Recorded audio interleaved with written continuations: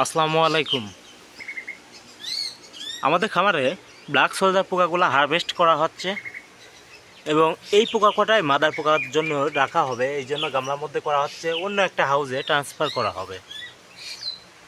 তো black soldier পোকা যখন হাঁস মুরগি মাছের খাদ্য উপযোগী হয় মূলত তখন বয়স লাগে 14 থেকে 12 দিন, আর 12 থেকে 14 দিন। এবং এই পোকাগুলা দেখেন আপনি এরকম ঝরঝরা হয়ে যাবে আর সুন্দরভাবে হাত দিয়ে উঠায় কী করতে পারবেন, চালনা দিয়ে চেলে হাঁস মুরগি মাছের প্রাকৃতিক খাদ্য হিসাবে কিন্তু ব্যবহার করতে পারবেন।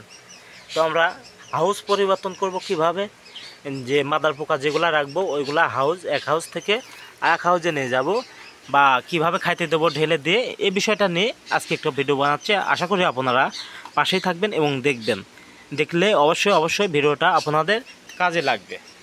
দেখেন যে পোকাগুলা মাদার পোকার জন্য যখন রাখা হয় অল্প কিছু পোকা, তখন কিভাবে রাখা হয় এবং খাদ্য কিভাবে দেওয়া হয় এই বিষয় নিয়ে আজকের ভিডিও দেখেন। তো ওইগুলা একটু উঠায় আনেন, আমি এখানে কিছু কথা বলতে থাকি আর পোকাগুলা দেখাই, তাহলে ভালোভাবে বুঝবে যে এইগুলাই মূলত হারভেস্ট করা উপযোগী পোকা। অর্থাৎ এই পোকাগুলার বয়স আজকে 12 দিন। এই পোকাগুলাই আমরা হাঁস মুরগি ও মাছের প্রাকৃতিক খাদ্য হিসাবে ব্যবহার করে থাকি এবং পোকাগুলার কোয়ালিটি খুব ভালো। তো এই জন্য পোকাগুলো আমরা রেখে দিচ্ছি। হয়তো আজকের দিনে যদি সে ধরেন আপনি একজন খামারে নতুন উদ্যোক্তা, আপনি আজকের দিনে পোকা হয়তো আপনার খামারে হয়েছে কত কেজি, এরকম পোকা হয়েছে আজকের দিনে ধরুন 100 কেজি। 100 কেজি পোকা কি আপনি হাঁস মুরগি মাছের প্রাকৃতিক খাদ্য হিসাবে ব্যবহার করবেন? না, আমি বলতে চাই যে 100 কেজি পোকা আপনি হাঁস মুরগি মাছের প্রাকৃতিক খাদ্য হিসাবে ব্যবহার না করে আপনি এখান থেকে 1 কেজি ব্ল্যাক সোলজার পোকা রেখে দিন। তাহলে আমি এটাই বোঝাইতে চাইছি যে আপনি যদি ডেলি দিন 100 কেজি করে এই ধরনের ব্ল্যাক সোলজার লার্ভা উৎপাদন করেন, ডেলি 100 কেজি হচ্ছে, ওই ক্ষেত্রে মাদার পোকার জন্য ডেলি কয় কেজি রাখবেন?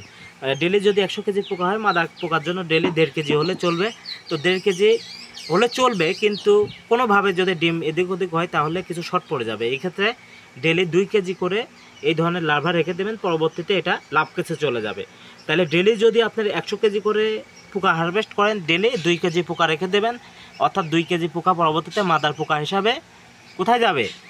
মাদার পোকা হিসাবে চলে যাবে লাভ কেসের মধ্যে, এবং ওখান থেকে যে ডিম সংগ্রহ করতে পারবেন, ওই ডিম থেকে আবার এই ধরনের 100 কেজি পোকা বা 110-20 কেজি পোকা উৎপাদন করতে পারবেন ইনশাল্লাহ।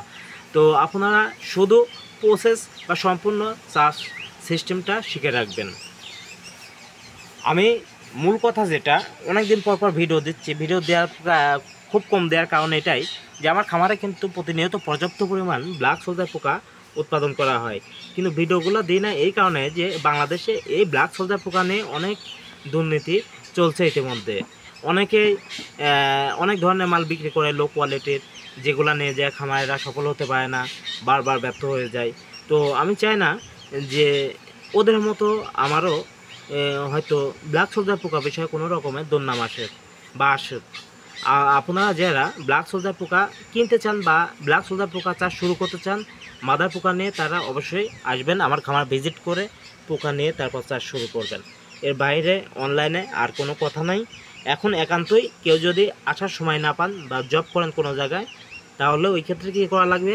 ভিডিও কলে, এই নাম্বারে দেখবেন ইমো আছে, ভিডিও কলে আপনারা ফোন দিয়ে ব্ল্যাক সোলজার পোকার খামার এবং পোকা দেখে নিয়ে তারপরে পোকা ক্রয় করে চাষ শুরু করবেন। আর ভিডিও কলে চাষ কীভাবে করা লাগে টোটাল প্রসেসটা শিখে নেবেন, তাহলে সম্ভব। আর তা যদি না হয় তাহলে ঘ্যাট করে পোকার দাম 200-100 টাকা বা 500 টাকা কেজিতে কম বেশির কারণে কোথায় থেকে কিনে চাষটা শুরু করবেন। পরে দেখবেন আপনার সময় টাকা পয়সা সবই লস হয়ে গেছে, কিছুই করতে পারেননি আপনি। এরকম হবে না, কখনো এরকম হবে না। তো মূলত এই পোকাগুলো আমরা রেখে দিয়েছি কী করার জন্য? এই পোকাগুলো আমরা রেখে দিয়েছি মাদার পোকা তৈরি করার জন্য। আমরা বেছে বেছে এই পোকাগুলো কী জন্য রাখলাম দেখেন, আমাদের এখানে প্রায় 250 হাউস আছে। 250 হাউসের মধ্যে টোটাল মেলে 250 হাউসের মধ্যে আমাদের যখন যে হাউজের পোকা একটু কোয়ালিটি সম্পন্ন হয় তখন আমরা সেই হাউজের পোকা রেখে দিই এবং পরবর্তীতে আমরা নিজেরা কিছু ব্যবহার করি এবং নতুন যারা কাস্টমার আছে তাদের কাছে কিছু পোকা সেল করে দিই, যারা মাদার পোকা নিয়ে ব্ল্যাক সোলজার চাষ শুরু করবে। তো শুধু মাদার পোকা নিয়ে ব্ল্যাক সোলজার পোকা চাষ শুরু করা যায় এটাও ভুল। অনেকে ডিম নিয়ে শুরু করে, অনেকে স্টিক পিউপা নিয়ে শুরু করে, যেটা অলরেডি মাছে বের হচ্ছে। যার যেটা ইচ্ছা সে সেটা নিয়ে এই পোকা চাষ শুরু করবে। তো সময় বেশি দিতে চায় না।